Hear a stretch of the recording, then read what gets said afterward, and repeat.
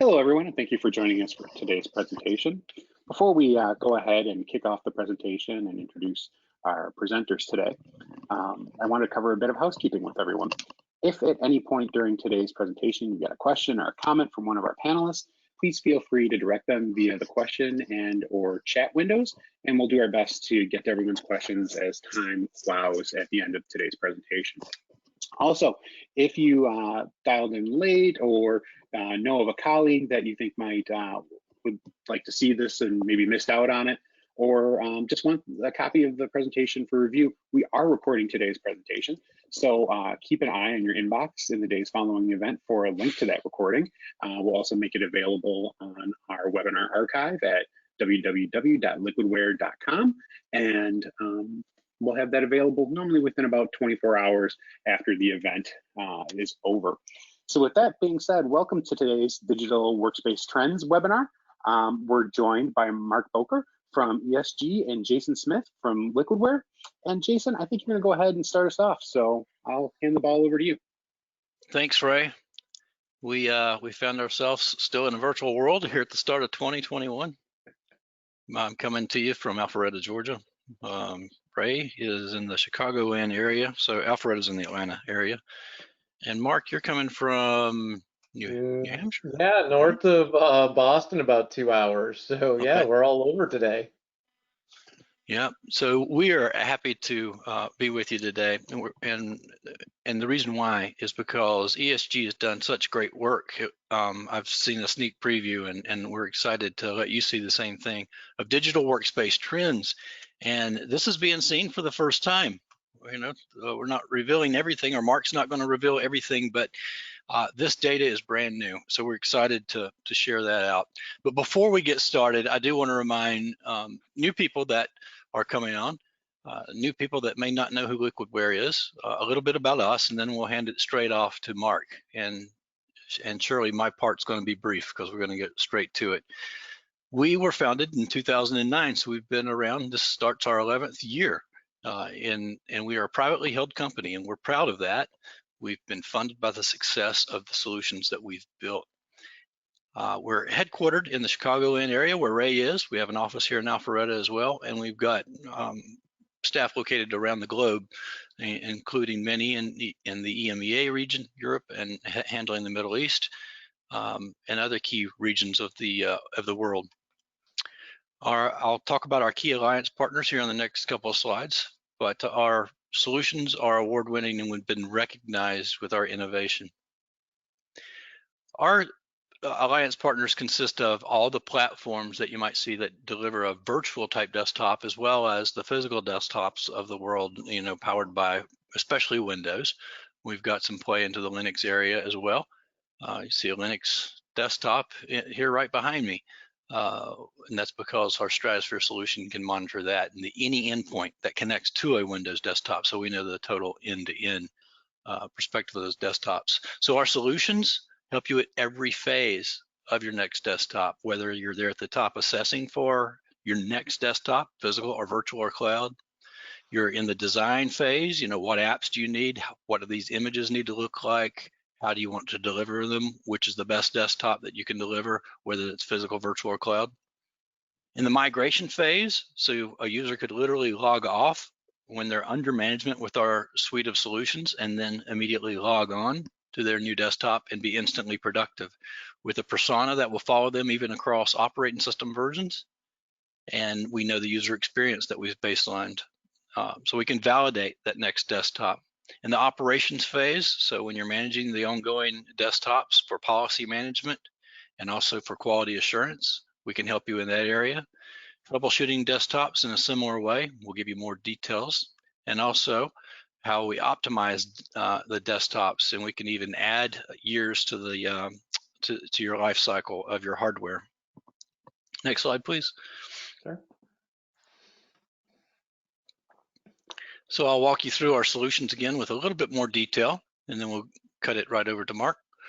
Profile Unity is that solution that can help you in that migration phase of your desktops, and it's okay if you're not looking at the entire suite, because you may find yourself in any of these phases, but Profile Unity is the one that can pick up the user persona, a smart user profile, not one encumbered by profile bloat and things that you don't need. Just the essential part of the Windows profile extracted from the OS and saved on-prem or to the cloud. We support all 3 major clouds with that. FlexApp is our next one. So these are a build mark. If you'll go to the next one, we'll highlight FlexApp. FlexApp is our solution that will help you deliver layered applications. We almost hesitate using the word layered because we attach an application. Layered's a recognized name in the industry. So if you've tried layered technologies to deliver your apps before, check out FlexApp because we're actually attaching applications. And by the difference there being is that we're not layering into the OS and OS patches like that. We focus on applications and delivering those dynamically just in time, attaching them from a VHD or VHDX from a cloud share. Again, all 3 major clouds are supported, or on-prem from a file share. Stratosphere is our next solution. Stratosphere UX is the user experience solution that can help you baseline the desktops that you have today in the user experience, because you need to know that information as you move to your next desktop so you can know the ongoing user experience. Is this desktop that I've delivered as a new desktop, new operating system, new method, perhaps new hardware? Is it indeed a better user experience? And we can prove out why very quickly, baseline and check against it. And then we can do diagnostics to help you grow and scale. Because if you're onboarding, for example, a virtual desktop, and you're doing that for a few hundred or a few thousand users, there's a big difference in when you want to ramp up that and how you need to scale all your infrastructure to do that. And that's where Stratosphere can help you with the diagnostics in seeing the end-to-end user experience of that desktop, all the related servers, application servers, the network, and so forth, giving you a comprehensive user experience score, but also allowing you to drill down on any weak links in there and see exactly what needs to be upgraded or rectified. And then lastly, I'll mention that this is all available in our adaptive workspace management suite known as Liquidware Essentials. If you think about how we compete in the market, you may see that we compete on the basis of a user environment management solution in the area of Profile Unity, and there's a couple of solutions out there. There's a few solutions out there that can either attach or layer in applications with FlexApp and then Stratosphere UX. Also, there's solutions out there that do that, but we're the only solution company that has a full suite for all phases of the adaptive workspace management. And when you price those accordingly, first off, when you look at the functionality, generally you're unmatched against the tools that might be free from vendors like Citrix or VMware. We go above and beyond those. We don't necessarily compete with that because you've already paid for those. But when you need something better, when you need something more scalable, something more for the enterprise, you can check us out, and then you look at us for our functionality against any of our competitors, and then when you combine that into the Essential Suite, we're unmatched out there for the price point that it takes to procure these licenses to run your organization, and we're unmatched on functionality as well. Next slide, I believe we're going to cut over to you, Mark. Yeah, cool. No, thanks, Jason. Thanks for going through that. And obviously on the behalf of ESG, thanks for inviting us to kind of share this with your audience here. This is something that, Jason, you and I have been at this for a while, right? I've been at ESG for 15 years now. Just by means of introduction, I'm a senior analyst here. ESG, if you guys aren't familiar with it, we're an analyst and consulting firm. I spent a lot of my time working with the IT vendor community, have been friends with Jason in this market for some time, and we ultimately do a lot of research. We really kind of understand where people are ultimately, what their priorities may be, where their challenges are, and kind of understand and provide that viewpoint into what your peers may be doing and things that they may be either stepping on the accelerator or pumping the brakes. So we'll share some of that research in here as we kind of go through it. You guys had some big news though a couple of weeks ago. Well, just a little more than a week ago. Yeah. You want to share some of that with us? Yeah, no, absolutely. A lot of our people have known ESG, but big news. I know. So ESG celebrated our 20th year anniversary last year, the beginning of last year, the end of last year. And this year we were acquired by TechTarget. So I think a lot of you folks, you guys know TechTarget. So we're really still independently operating. So we're still operating as ESG, but now working with our TechTarget colleagues as well to ultimately deliver not only the solid research and kind of industry market leading research that we've done in the past, but also being able to kind of light up that content out to prospective buyers like the ones listening here. So we're super excited about it. You know, the We ESG see that as branded a great things thing. We work with TechTarget, we work with ESG for a long time, and ESG bringing the depth of the content and what you guys provide. We're excited about that going forward. It's great that you guys are going to still be independent, arm's length a bit, it sounds like to me, Yeah. but also lending all that credibility to TechTarget. We're excited to see that take place in the industry. Congrats on Awesome. that. Yeah, no, awesome. So one of the ways that we kind of ultimately do things that we kind of dip into here, and Jason, I'll be kind of pinging you as we go through this to kind of see what you're seeing with customers, is doing research. So we do web-based research, quantitative-based research in this case, to understand ultimately, like I was saying, trends in the industries. In this case, we're looking to say, hey, how are businesses looking at accelerating hosted desktops? Can we kind of calibrate where they may be looking at hosted versus more of a traditional means? Can we look at this idea of hybrid work, what that may mean, and then also any impact to existing tools? So we ultimately fielded this out to nearly 400 respondents across the United States and Western Europe. You can kind of see the pieces there, the split up on the screen. We fielded this at the beginning of December.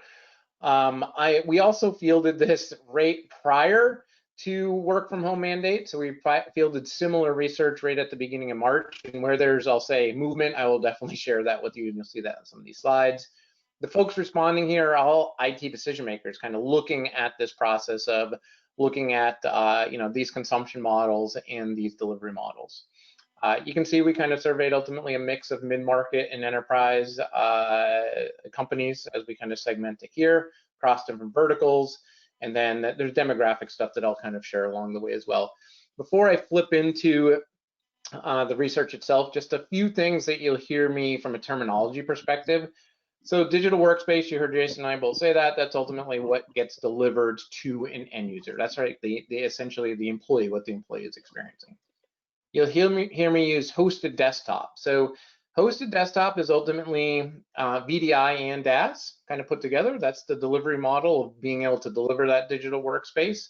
So when I say hosted desktop, most of the times I'm going to mean the VDI and DaaS consumption model. In a couple of cases, I'll actually split out the two. And that way you can really just understand that how I'm kind of using that terminology. So let's kind of get into it and kind of look at some of these trends. So one of the things we want to, just a tour of the slides, all the question text on these slides, and then kind of ultimately kind of what the results were on most of these. So if we kind of looked over the last 6 months, we asked people, hey, have you accelerated the usage of hosted desktops? And you can see here, yeah, people have certainly, and Jason, I don't know what you saw with some of your partners and customers, but we saw people go from, you know, this is kind of a use case over here, maybe using host desktops, to we lit it up to 100% of our people in a very short amount of time. So it's pretty amazing to see. Jason, do you guys see things similar with some of your customers? We did. It really started right away in March of last year. So mid-March was when those lockdown things started happening on a state-by-state basis, and we started getting calls from our existing customers that, you know, we've had you guys in the Citrix environment helping us manage the users there, but Monday morning is like a call we get on a Thursday or something. And Monday morning, we're going to have all workers report from home, to work from home. And they had a plan for either sending hardware home or rolling out something new on the desktop. So one of those was like the instance, just the example I cited was Citrix. Yeah. We had the Washington Rail Municipal Authority move up from 1,000 users to a few thousand users, and they had to ramp up and do that with Citrix in just a few days, and we were able to help them through that. And that's just one data point. We saw growth in VMware platforms as well as AWS, and then the emerging stacks such as WED out there. We saw it across the board, but we saw it immediately in mid-March to for the 1st of April in there, and then it just continued throughout the year.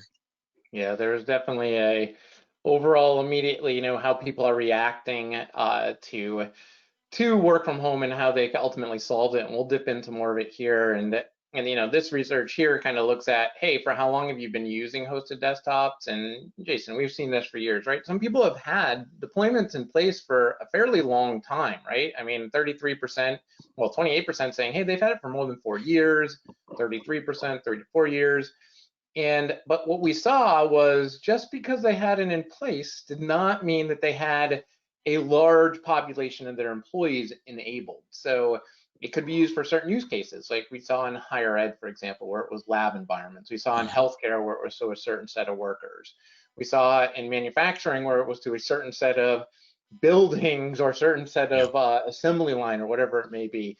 We saw in more of a, what I'll say, corporate environment, we saw certain workers, maybe a knowledge worker that was lit up in certain departments, but not necessarily company-wide. So the technology's been around, works, and ultimately now, or what we're seeing, it's all about scale of that technology, Jason, just as we were just talking about. We see the evidence with a lot of the customers that we speak to.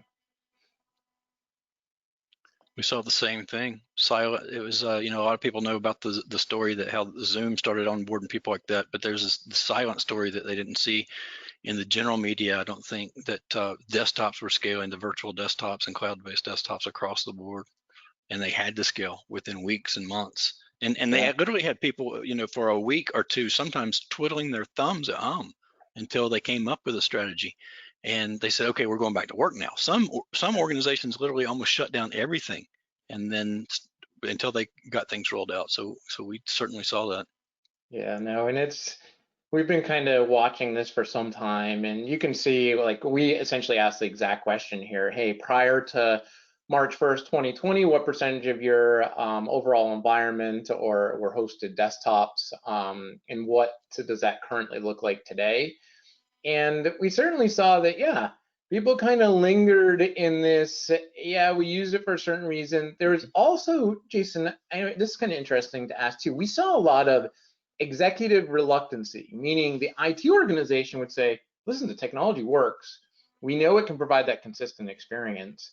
We know we can help secure and enable that digital workspace for that user, but they were a little reluctant to say, all right, I'm not too sure I want to light up that ability to work from home prior to the pandemic. And then certainly that changed immediately. And you can see currently, yeah, 24% of the organizations, you know, have deployed more than 50% of their population with hosted desktops. It did. It was an amazing shift that we thought, you know, in the industry, we predicted, you know, it was a joke, right? Running joke. This is the year of VDI, and that's been coming up since the term VDI was implemented. But I'm not sure we could call last year the year of VDI, but we saw slow growth and then a spike this past year because of the disruptive nature of what happened with the pandemic. And it truly did spike, and the ability to burst scale better than ever. And that's just an advent in the last few years because the advent of the cloud, that made it readily consumable for things like AWS and even Citrix Cloud on Azure and others, where, you know, well, what if this happens for a month? That's okay, because some of these are available as pay-as-you-go licenses anyway. So we just turn it off or we scale back. And that was not always the case when we did everything on-prem and by the year and everything. So a lot of stars aligned to be able to help these technologies to help for specifically what we saw last year. Yeah, there was a lot of, even when we asked the similar question back in March of 2020, there was a lot of aspirations even then to accelerate deployments, but they had no idea what they were about to face from work from home, for example. So it's been a technology, VDI and DAS, hosted desktop, it's been a technology that from a IT decision maker, a technologist perspective, they've always seen the opportunity, have always had aspirations to scale and grow that environment. And now this year, this past year, they certainly had reason to do so.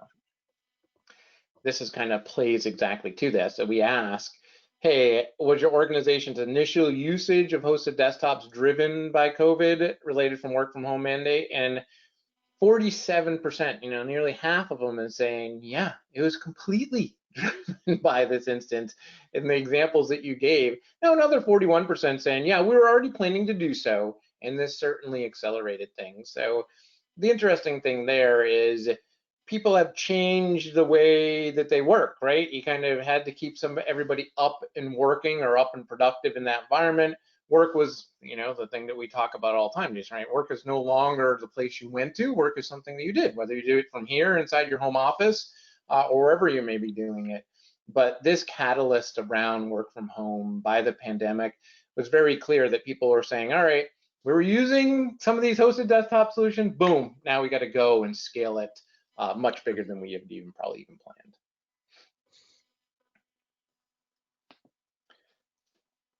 The other thing that we kind of asked to get in a little bit more of a, I'll say, inspection of what they made then is, hey, did you switch your hosted desktop platform? Meaning, did you go from VDI to DAS, or did you go to DAS and VDI?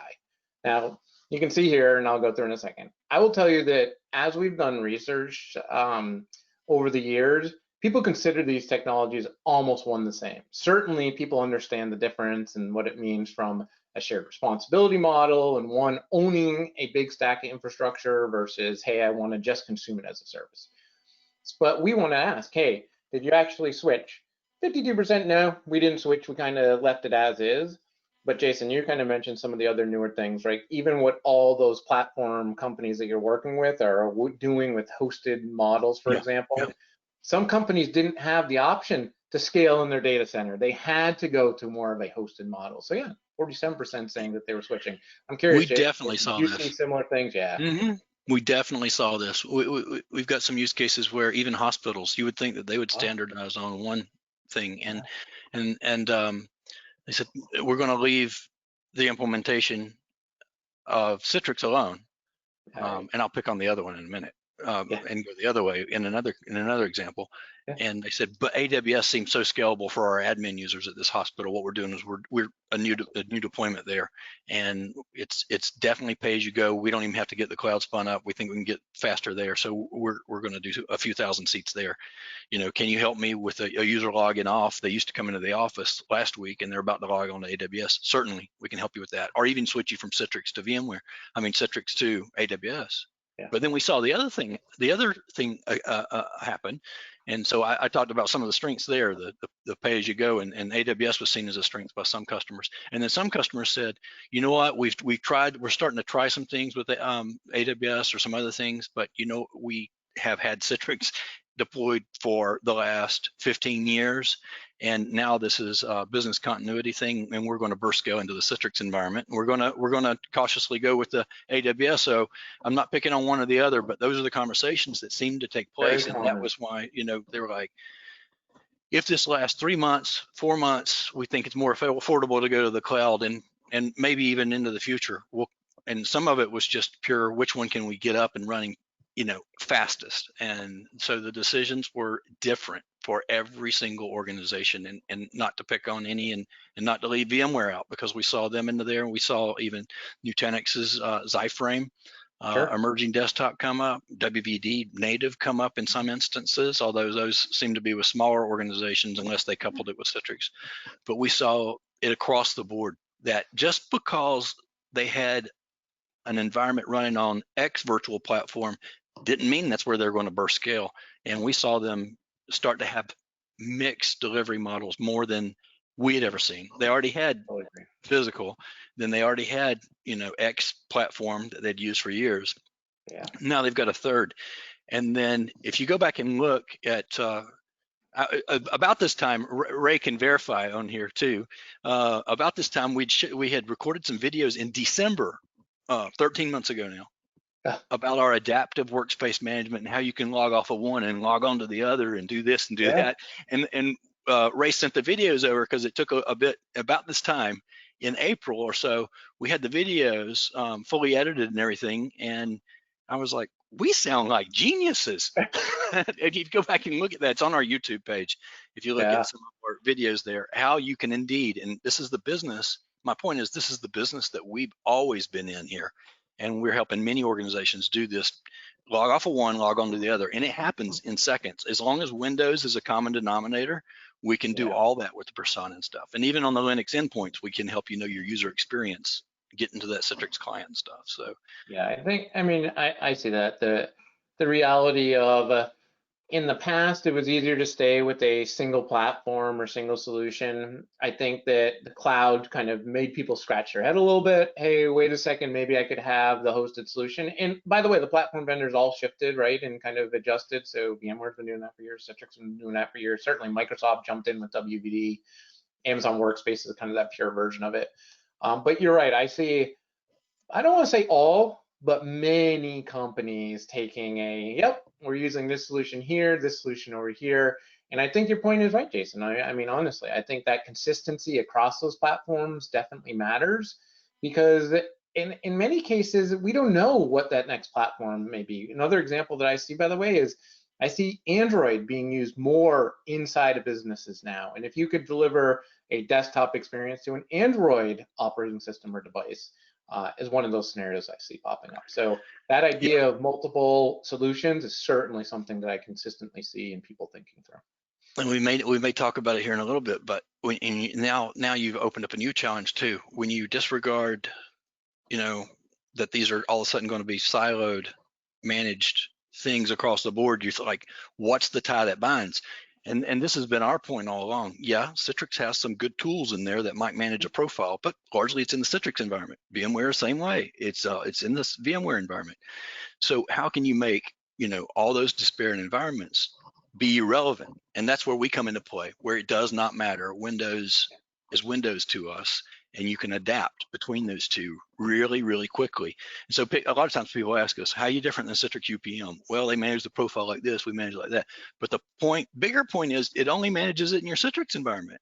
That's right. What about all your other several thousand desktops when you're an enterprise? And that's where we can help with those new challenges that have emerged.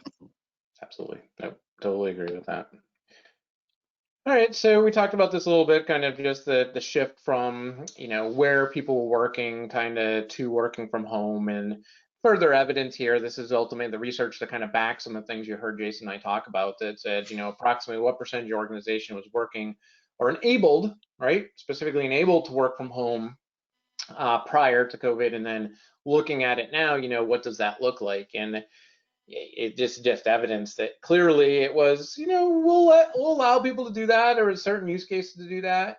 Now it's more of a shift to, yeah, we had to by means of needing to do so. I will say that there's a couple things that popped up as I saw companies go through this transition. One of them was the basics, right? Do they have the platform? Do they deliver it? Do they actually have a device that they can use? And then it quickly became, okay, can we do this in a secure manner?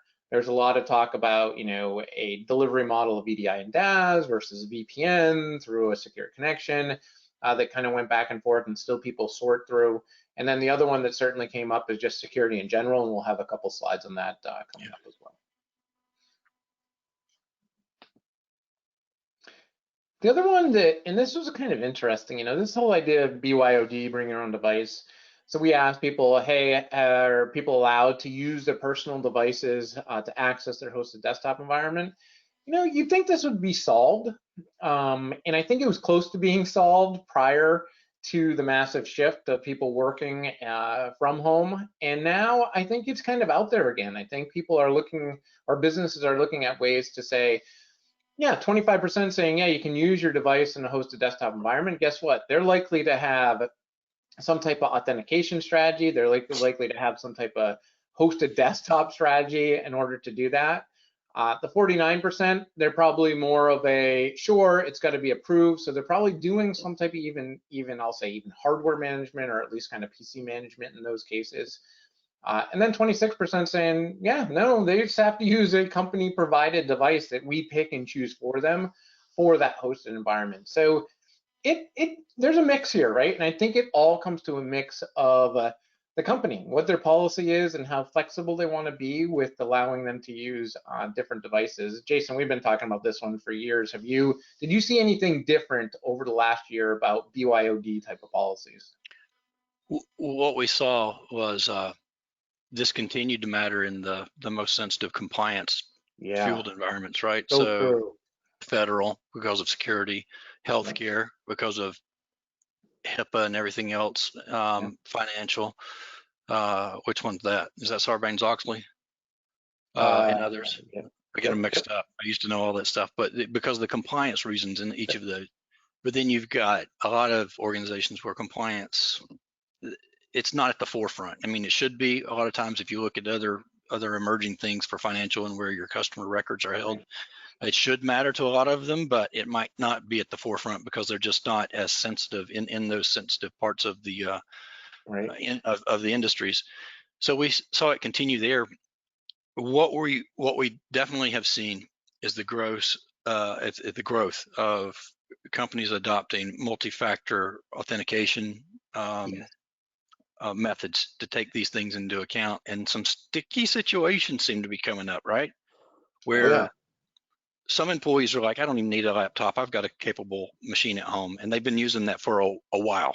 And all of a sudden they get a request from the IT guy that says, we need to have your device under management with MDM or something like that, and you need to be part of the multi-factor login and everything, so we can wipe your machine if something were to ever happen to it, because you've got sensitive data on there. Like, exactly, I own this machine. And they're like, okay, well, I guess we're going to have to buy you a new machine, and it can only be used for that. So all those situations are coming up more than ever, and I think that's a trend going forward this year that we're going to see more. I didn't share it in this particular deck, but and you've seen some of it already, Jason. But that is absolutely true in this exact research we did. There was a major flip of how people looked at authentication and using different means of authentication with people from working from home. For instance, even us as a company, we're Office 365. We basically turned on multi-factor authentication just in that Office 365 environment. We saw many companies even just get that level of protection inside their environments. But I agree. I think that, again, I look at the way that people deliver desktops, VDI and DAS. I look at that authentication means, and those are all things people wanted to always do more of. There's just they took their plans that probably was going to take 3 to 5 years and consolidated them in the last 6 months. Right, and now your IT guy, he can see, if not before, he can easily see everywhere. Office 365 is like the common denominator across most businesses now. They can see the machines that you're logging in from, and sooner or later they're going to say, yeah, but what about this Windows machine you log in a couple times a month? We need to have that device under management so we can wipe it remotely if it need to be. And so some people are saying, okay, I'll stop logging on with that device, or because I don't want you to have full rights to be able to wipe the entire machine or something like that. There's a lot of challenges yet to come in that area as we see that continue to be rolled out for BYOD and things. The one thing I'd say here, the final comment on this slide, is a lot of times these policies have good intentions and have a lot of flexibility built into them at the very beginning. Then some incident may happen, and there may be a need, Jason, I'll use your example, to remote wipe a device. Or there may be some incident where you have an employee that starts to copy a lot of stuff from some corporate environment to their personal environment, maybe for a good reason, but may not be. And suddenly they start thinking through this. So this policies will start to shift based on some of the things. There's good legitimate reasons for making it happen, right? So if you've got a full-blown version of Office at home on your own device, and you're receiving emails all day long that's got customer data in it, maybe even financial records and things like that. Yeah, those are clear violations of compliance in a lot of areas. And if your administrator doesn't have the right to wipe those out in the case of something happening to that machine, or something happened to you as a rogue employee, or God forbid, both of the above. So these are a lot of challenges, and we definitely see those as trends going forward. Yeah, agreed.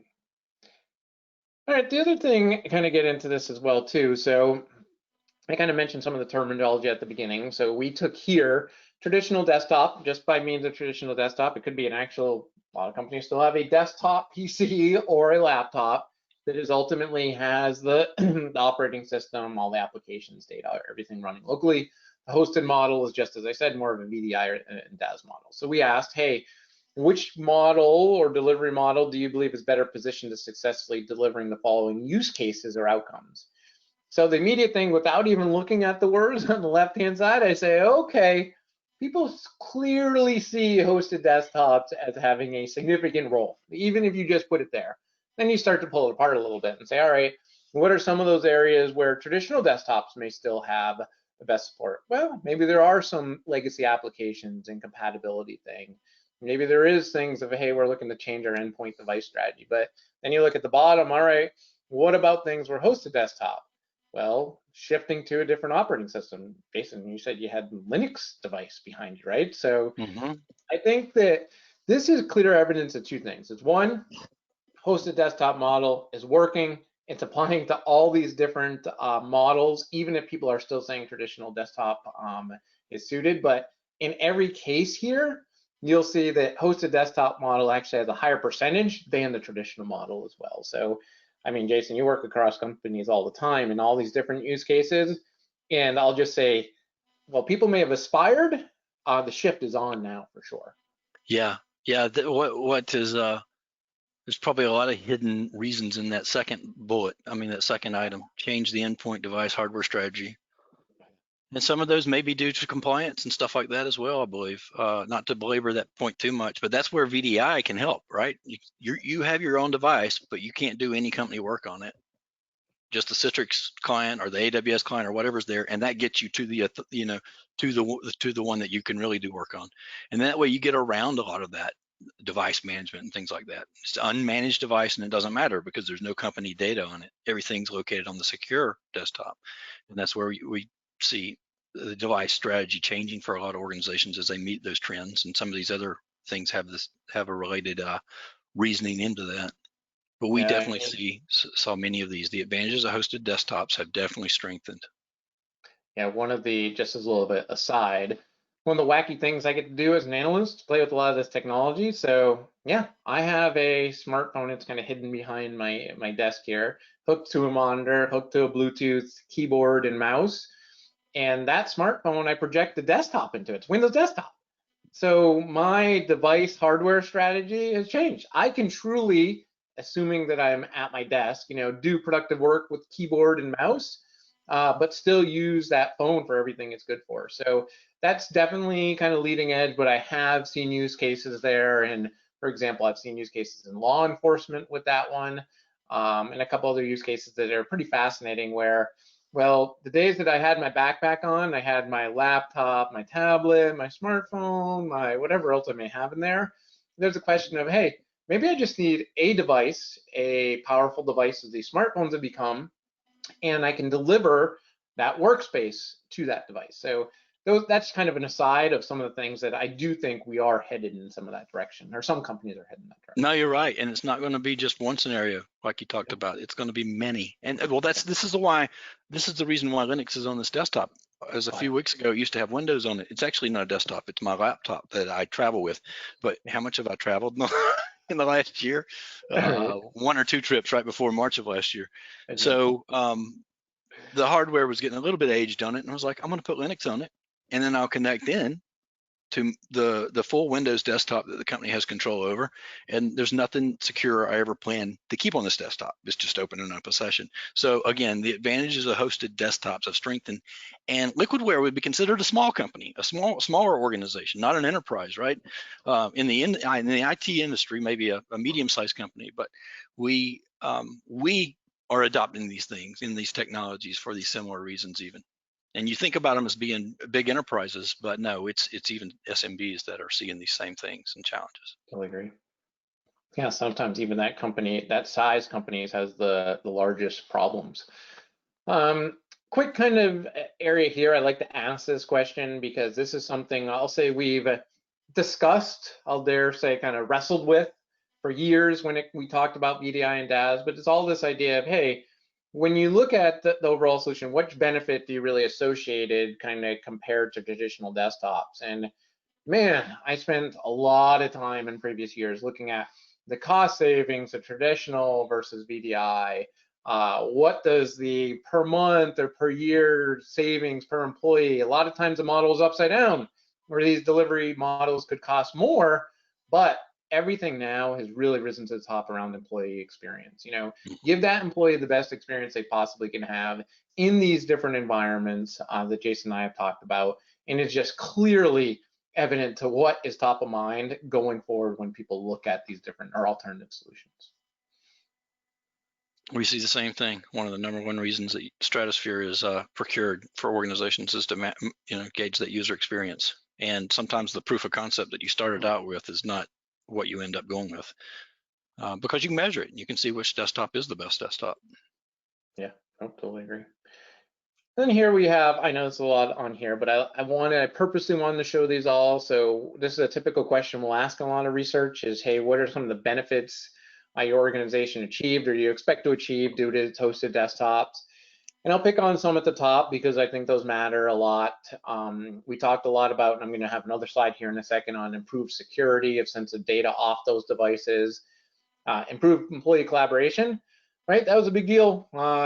Suddenly people had to work like we're working right now, right, in different means, and that was extremely important to a lot of businesses as they enabled people in different environments. Reduce IT operational expenses from outsourced and user support. So this is a super interesting one. Is suddenly everybody's working from home. How do I provide help desk? I used to be in IT, right? I can't go to that person's desk or that person's building anymore. I'm going to knock on their door and say, hey, do you need some help? That just wasn't possible. So even with these models, people are saying, all right, I can kind of even look at overall how I provide help desk support. And then the other one I'll call out is productivity gains, just from the overall kind of, again, kind of plays back into that employee experience perspective. So these are benefits that I use a lot of guidance to as people are kind of looking at these technologies that you should expect to see. And we know people that are deploying or people that have made this investment are already seeing. And you can peek at the bottom of some things that are lesser, but I'll say for the most part, all these things ultimately matter. Some of them just boil to the top a little bit more. Yep, we've got an exciting new solution coming this year. We have 3 products.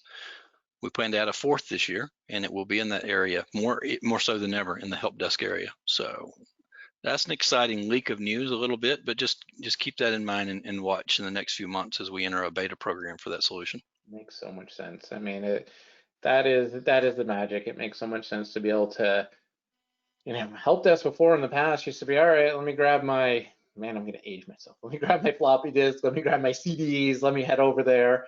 And then I'd sit at the desk and essentially watch paint dry. That was kind of the help desk. Sneakerhead, right? Lace up your sneakers. Lace up your sneakers and walk over there. Yeah. So I did that. I actually enjoyed it, but it was like watching paint dry. But yeah, I mean, I think that is clearly people are looking at, okay, how do I provide that help desk support to obviously a more distributed workforce, and being able to make sure, hey, are they secure? Are they productive? Do they have that experience that they need in place? And then this is really what I kind of was hinting at earlier. So we asked, say, hey, based on your usage of what you know about hosted desktops, which is the following do you believe is most secure? And we asked the traditional model versus the hosted desktop model. So clearly people are even looking at that hosted desktop model as being the more secure model. So a couple things here I'll say is kind of, we went through some of the stuff earlier and kind of talked about some of the benefits of hosted desktop and security can bring. Now, I will tell you that I've seen both of these models deployed in a very insecure way. And I've seen both of these models deployed in a very secure way. So some of it's going to matter. The real takeaway is don't assume because you have hosted desktop model that it's the most secure model, right? There's still security measures and IT process and other things that you're going to need to do in that environment to deliver that more secure environment. But here, again, people are looking and really saying, yeah, that is truly a better means of security if we can look at hosted desktop as our model going forward. Yeah. To your point, we've seen that. We still see some organizations with a 1-to-1 ratio of virtual desktops, and they're running them persistent, stateful. Sure. Not much difference between that and a physical desktop. And then to get around the nagging, I don't have this app or that app, they've made everyone an administrator of every one of those desktops. So now that they can accidentally get viruses and everything introduced into the environment, and they can even purposefully cause issues in the organization by putting unauthorized software on there that's not licensed. You get an audit and you're going to be in trouble. We see that extreme out there. We saw it more in the early days of virtual desktop infrastructure. We see it a lot less now as these things have become under consideration for compliance reasons and others. We're not a security company here, but we certainly help in this area. Right. Delegated rights administration of our management console, and then we also have elevation privileges you can use in our profile Unity. So not everyone is an administrator, but they're an administrator of when they're in a certain app, or to open a certain app, or to install a certain app, and we can whitelist. We can also blacklist those types of software, and accomplish things that help in the overall security and lock down those desktops. So from a registry key perspective, we can lock down HKLM level things. So it's mattered to a lot of our customers, and we see it as a trend going forward where it matters more going forward. Yep, totally agree. The other thing I'd say that certainly see the desktop team in general. I'll say even from the help desk team to the, even somebody looking at what is our desktop image and what are kind of applications out there is working much closer with security teams than I've ever seen. And this is no matter what the size the company is. So in big enterprise, I'm certainly seeing this, and more of a mid-market company, certainly seeing the folks that have security responsibility together with desktop kind of delivery responsibility working together to ultimately figure this out, because in a lot of cases, the security professional, nothing against them, didn't realize, okay, what does hosted desktop or what does VDI, DAS kind of give me, and how can I deliver that in the most secure means? So those teams are starting to work closer together than I've ever seen in the past. I agree. And then, yeah, just to kind of wrap things up. So there's a lot more to come there. And Jason, thanks for obviously giving us a platform to kind of get up and share. We're glad to be part of the sneak peek. That's some great data. If that's just a fraction of the data, we definitely look forward to getting to see the rest of the data. Yeah, no, I think it's going to be interesting just to ultimately see how people execute and how it kind of goes forward, because certainly these things I have up here are real. There is a surge in output from employees, as they went to remote work, and how do you maintain that, and how do you carry that through as being able to kind of consistently deliver that? Hey, is somebody in the office, somebody in a hybrid model, going back and forth, or are they truly just 100% mobile? I think the other thing that you're certainly going to see us focus on, Jason, you mentioned some of it as well, this whole idea of user experience. So just engaging with employees not only from user experience of the technology itself, but also qualitative look at how those employees are working. Are they working in the best environment? Are they being productive, outside of an office and outside a normal schedule of, not typical 9 to 5 type of areas. So yeah. I think certainly you read across the bottom there, people are looking to rethink or re-examine their strategies. They've had a giant catalyst to do so. In many cases, they had to react, and now they're really starting to rebuild and kind of figure out, okay, how am I going to do this securely to optimize the best experience over time going forward? And certainly VDI and DAS are going to be part of that. The idea in the middle there that we talked about, this kind of strategy of, hey, executives had reluctancy kind of in the past, has gone away and really flipped completely, where they're really are looking at employees and saying, okay, we want to be able to make sure that we can still work as a team, still have collaboration if employees remain remote. So that's super important, I think, and shift that we did certainly see. And definitely some of the tools that people have used in the past may have worked well for many years, but people are looking at, all right, a great example, Jason, you and I brought up at the beginning, is probably aren't going to have a single VDI or single DAS or single hosted desktop solution. You're probably going to have more than one. And you're going to have to look more from a security perspective, what type of endpoint security tools I may need versus what maybe a hosted desktop delivery can actually provide. And I think people are really going to look, okay, what do we have in place, and kind of what is a more modern approach we can take at this problem, and be able to kind of look across the tools that they have. So I'm certainly excited, because I've been talking about this market for a long time, which kind of stabilized back a couple years ago. And now has just been really reinvigorated by everything that's been happening. So I certainly have my contact information up there. Thanks to everybody for kind of tuning into this today. And yes, as Jason and I both said, be looking out for more research to come. And with that, Jason, I'll say thank you and kind of hand it over to you to kind of take us home. Yeah, thanks. We're going to see if there was any questions that came in during the webinar, because we got just a few minutes. We can field some of those. Ray, ask if you've seen anything. Yeah, I've got a couple of them, and hopefully maybe some more will come in as well. But somebody asked, what are we to do about the challenge of legacy applications that may not layer properly? That's a good question. So, we need to look at it. Liquidware, we would say, look at it with a holistic application strategy. We don't pretend that FlexApp is a be-all, save-all. We do say, and with authority, that it can layer more applications than most any other technology out there. There are some use cases where you might want to consider ThinApp from VMware because it can go across operating system versions from XP and forward. So if you got some, talking about legacy applications, things that were designed, you know, a while back and you're still using those, you want to, you know, put those in a bubble and use a technology that'll put them in a bubble where they'll work across. A lot of those challenges became less and less with the advent of Windows 7.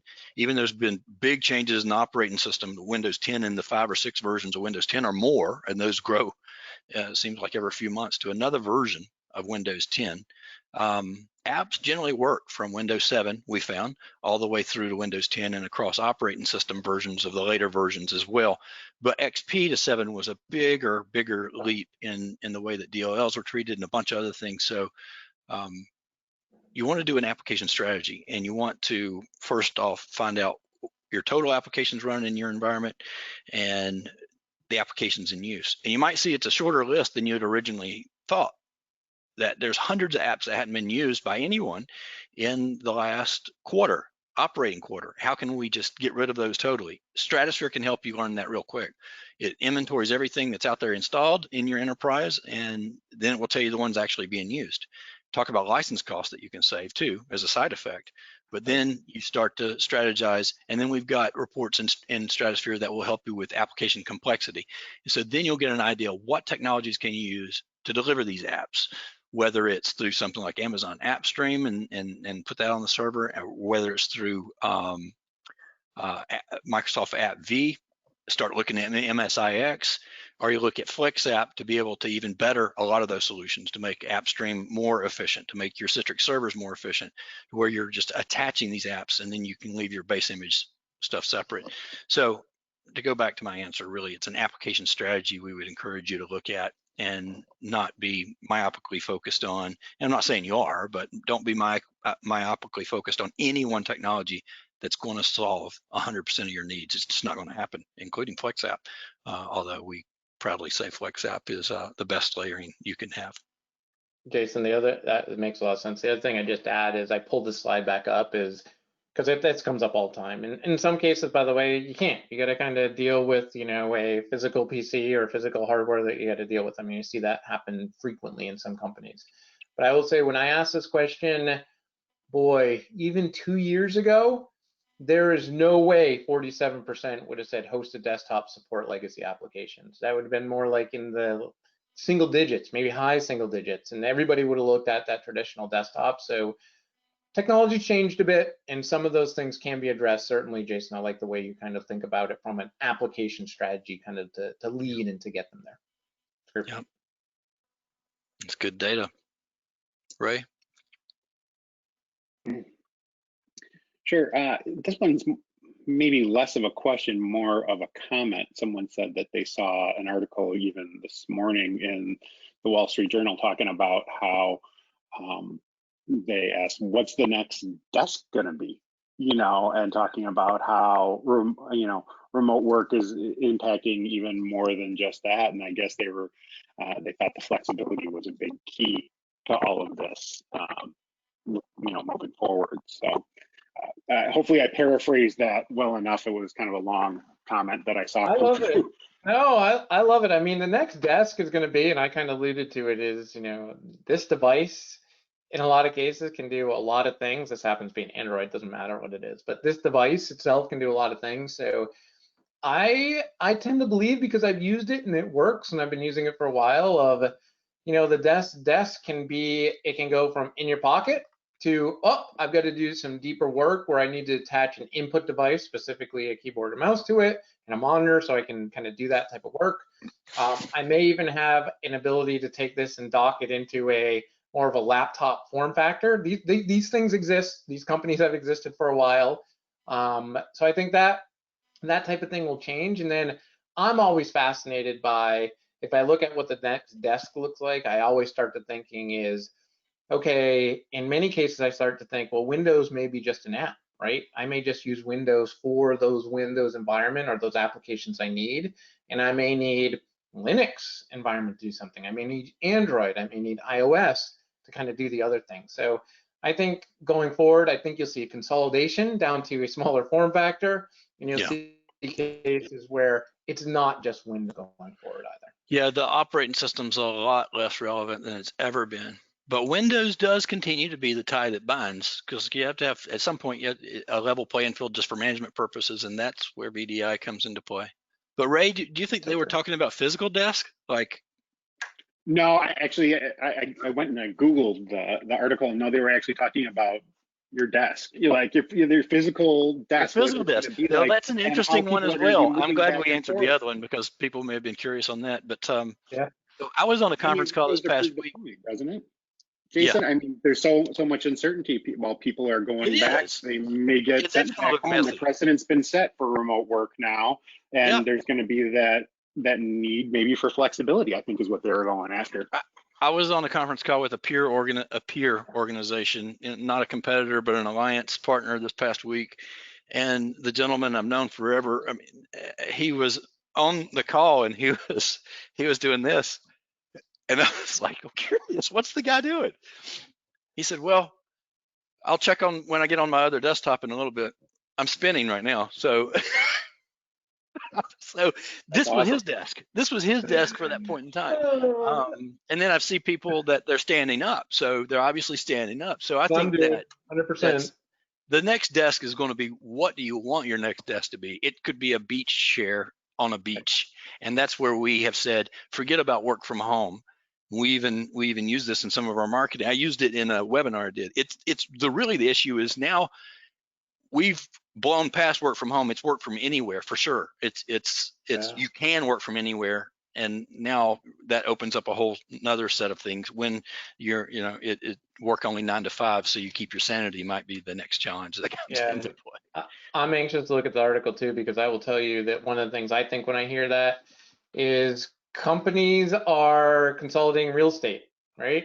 Where they may have had buildings, they have less buildings. When they had floors, they have less floors. And so what your desk may look like may not exist anymore because people are consolidating real estate. So just to your exact point, Jason. Yeah, we've seen that too. I mean, and that's not going to happen all at once. That's going to happen, I believe, this year. Commercial real estate is when it's going to change, because this is when, a lot of leases are 12 months.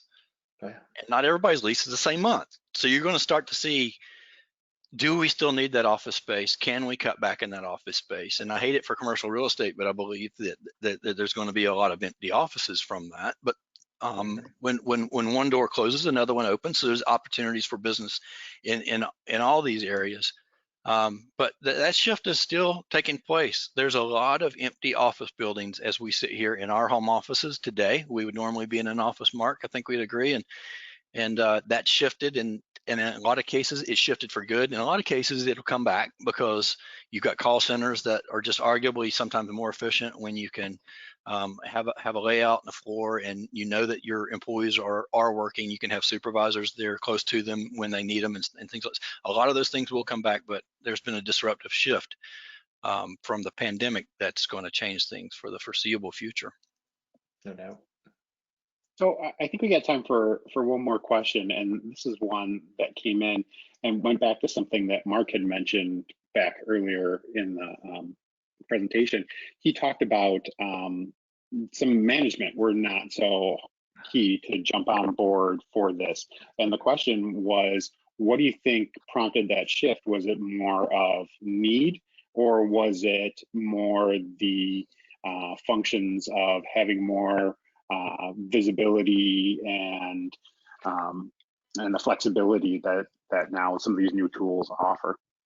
Yeah, we asked that exact question kind of right in the middle of things back in May, June timeframe, and we found that both employees, I don't have it in front of me, but it's 40–50% of employees would prefer to kind of have the flexible work style of being able to have at least the option from working at home.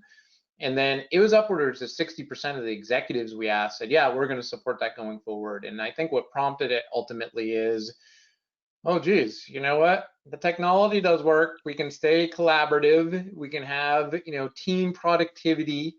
And in certain cases, it does really work, and people get the benefit of having that flexible work style, which they really appreciate in some cases. And guess what? Happy employee makes for a more productive employee, and executives start to realize that. Now, there are certain jobs, by the way, that require somebody to be on site or in an office or something like that. And that we'll transition back to, but I think the technology will still stay very relevant to say, hey, now instead of having to go back and forth from what I'll say onto a site to an office, that person can be on site back to more of a flexible work style. So certainly a support from executives and end users really wanting to go that way. I agree with that. I think it was April last year. In the first week or two of April, we got a call and we were given some feedback. We were really consulting with this major oil company based out in Oklahoma. They sent all employees to work from home. No, they sent all employees home. They didn't say work from home. It was a Friday or whatever, or Thursday, and they said, go home. It was March, mid-March, I think, when it happened, but we were talking to them in early April.